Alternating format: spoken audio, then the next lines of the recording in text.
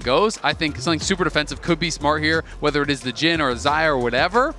And then all of a sudden, in comes the Nico ult, in comes the Galio ult, in comes all these things. So I feel like the draft was fairly predictable. Both teams Doka's still holding onto his TP though, and Guma is top. So there is a potential for a 5v4 if they want to try to go for it. But of course, they are too late. But early smite to steal! Stolen away with a crash down coming in from Ayla. 100 Thieves are thinking about a fight, but Faker's already level 6. Ayla with a flash away. River stepping forward here with a shield, but a heroic entrance forces another flash, this time from River. 100 Thieves, yes, they overstay. Yes, it costs their summoners, but a heroic... I love the guy in the audience who's literally doing Pepe hands as his reaction, as T1 are going to be a little bit disappointed with that, as now River shows up in the mid lane with a Grand Starfall. Point and click there for the stun, and it's first blood over to Quid. This is what 100 Thieves wanted when they experienced. Gumayushi about to take over to level 7, so he is pretty even with FBI, I stand corrected, as Doran with that small XP lead, level 7, and T1 should uncontested secure these grubs. Exactly.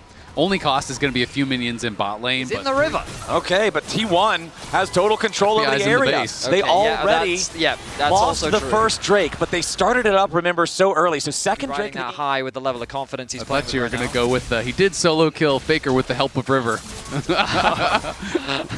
Right, Owner trying to come in here, make a move on to Quid, but because the Shockwave's still down from earlier, it means that Quid can make enough distance that Owner cannot try to engage after him with the Cataclysm without committing a flash. He does not want to use that. They know that Quid still has the ultimate, so he can get away defensively just with that. Comet Spear and the rest of the ulti coming in now as the Grand Starfall sets it up. Carry is knocked down. 100 Thieves, they find themselves, and now that's a 2-0 game in their favor. The Shockwave from Faker at the very end of the fight doesn't do anything. I mean, it's a beautiful play, not only because they get the kill on Dakaria, but because Faker had to flash to avoid it being him that goes down. So Faker flashes out, and Keria just kind of has to tank that one for him.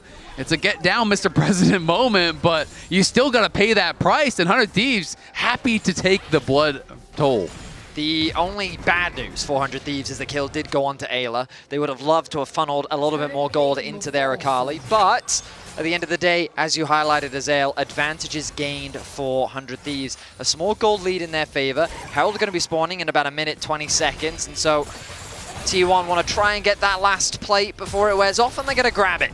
So T1 immediately going to close that gold gap, and we find ourselves once again in a very even game state.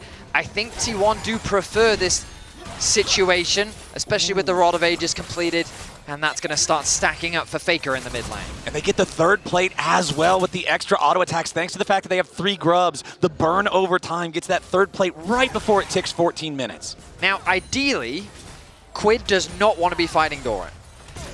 Doran has no kill threat on the Akali, but the Akali has no kill threat on the Doran. Meanwhile, Faker with no flash, sure. Rumble ultimate with the Pantheon ultimate could be enough to set up for a kill, but ideally they want to try and swap those when they can, because look at Faker right now. He's just bullying Dokla in the side lane.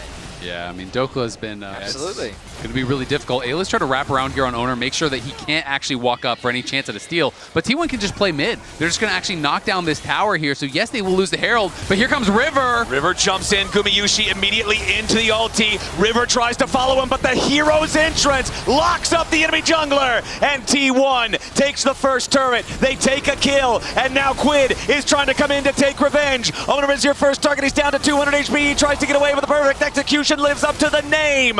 Quid gets it done. Nicely played there from 100 Thieves to respond to the nice play that T1 started with. It's a 1-for-1 trade, but T1 taking the turret means they come out on top. You're absolutely right, Flowers. A nice sequence from both sides as T1 acknowledge that they cannot contest the Herald, so they invest their resources into mid.